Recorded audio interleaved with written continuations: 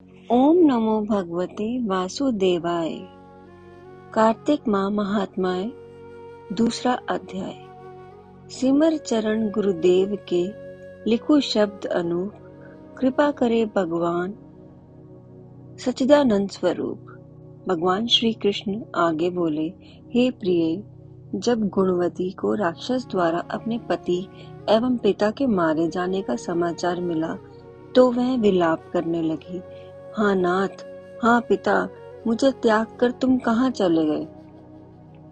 मैं अकेली स्त्री तुम्हारे बिना अब क्या करूं? अब मेरे भोजन वस्त्र आदि की व्यवस्था कौन करेगा? घर में प्रेम पूर्वक मेरा पालन पोषण कौन करेगा? मैं कुछ भी नहीं कर सकती। मुझ विधवा की कौन रक्षा करेगा? मैं कहाँ जाऊं? मेरे पास तो अब कोई ठिकाना भी नहीं रहा। इस प्रकार विलाप करते हुए गुणवती चक्कर खाकर धरती पर गिर पड़ी और बेहोश हो गई। बहुत देर बाद जब उसे होश आया तो वह पहले की भांति करुण विलाप करते हुए शोक सागर में डूब गई। कुछ समय पश्चात जब मैं संभली तो उसे ध्यान आया कि पिता और पति की मृत्यु के बाद मुझे उनकी क्रिया करनी चाहिए जिससे उनकी गति हो सके। इसलिए उसने अपने घर का सारा सामान बेच दिया और उससे प्राप्त धन से उसने अपने पिता एवं पति का श्राद्ध आदि क्रम किया। तत्पश्चात मैं उस नगरी में रहते हुए 8 पहर भगवान विष्णु की भक्ति करने लगी। उसने मृत्यु तक नियम पूर्वक सभी एकादशियों का व्रत और कार्तिक महीने में उपवास एवं व्रत किए। हे प्रिय, एकादशी और कार्तिक व्रत मुझे बहुत ही प्रिय है। इनसे मुक्ति, पुत्र तथा संपत्ति प्राप्त होती है। कार्तिक मास में जब तुला राशि का सूर्य आता है तब ब्रह्म मुहूर्त में उठकर स्नान करने व व्रत उपवास करने वाले मनुष्य मुझे बहुत ही प्रिय है, क्योंकि यदि उन्होंने पाप भी किए हों तो भी स्नान व व्रत प्रभाव से उन्हें मोक्ष प्राप्त हो जाता है। कार्तिक में स्नान, जागरण, दीपदान तथा तुलसी के पौधे की रक्षा करने वाले मनुष्य साक्षात विष्णु भगवान के समान है।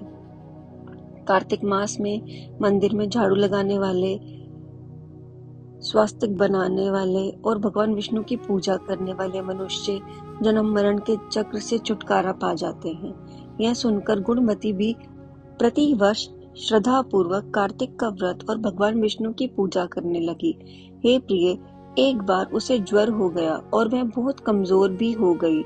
फिर भी मैं किसी प्रकार गंगा स्नान के लिए चली गई। गंगा तक तो मैं पहुंच गई, परंतु शीत के कारण मैं बुरी तरह से कांप रही थी।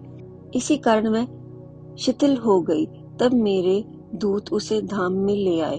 तत्पश्चात ब्रह्मा आदि देवताओं की प्रार्थना पर जब मैंने कृष्ण का अवतार लिया तो मेरे गण भी मेरे साथ इस पृथ्वी पर आए, जो इस समय यादव हैं।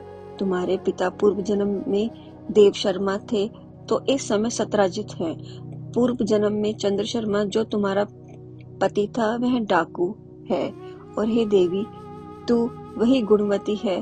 कार्तिक व्रत के प्रभाव के कारण ही तू मेरी अर्धांगिनी हुई है। पूर्व जन्म में तुमने मेरे मंदिर के द्वार पर तुलसी का पौधा लगाया था। इस समय वह तेरे महलों के आंगन में कल्प वृक्ष के रूप में विद्यमान है। उस जन्म में जो तुमने दीपदान किया था उसी कारण तुम्हारी देह इतनी सुंदर है और तुम्हारे घर में साक्षात लक्ष्मी का वास है, क्योंकि तुमने पूर्व जन्म में अपने सभी व्रतों का फल पति स्वरूप विष्णु को अर्पित किया था। उसी के प्रभाव से इस जन्म में तुम मेरी प्रिय पत्नी हुई हो। पूर्व जन्म में तुमने नियम पूर्वक जो कार्तिक मास का व्रत किया था उसी कारण मेरा और तुम्हारा कभी वियोग नहीं होगा। इस प्रकार कार्तिक मास में व्रत आदि करने से मनुष्य मुझे तुम्हारे समान प्रिय है। दूसरे जप, तप, यज्ञ, दान आदि करने से प्राप्त फल कार्तिक मास में किए गए व्रत के फल से बहुत थोड़ा होता है, अर्थात कार्तिक मास के व्रतों का 16वां भाग भी नहीं होता। इस प्रकार सत्यभामा भगवान श्री कृष्ण के मुख से अपने पूर्व जन्म के पुण्य का प्रभाव सुनकर बहुत प्रसन्न हुई। इसी के साथ दूसरा अध्याय समाप्त हुआ।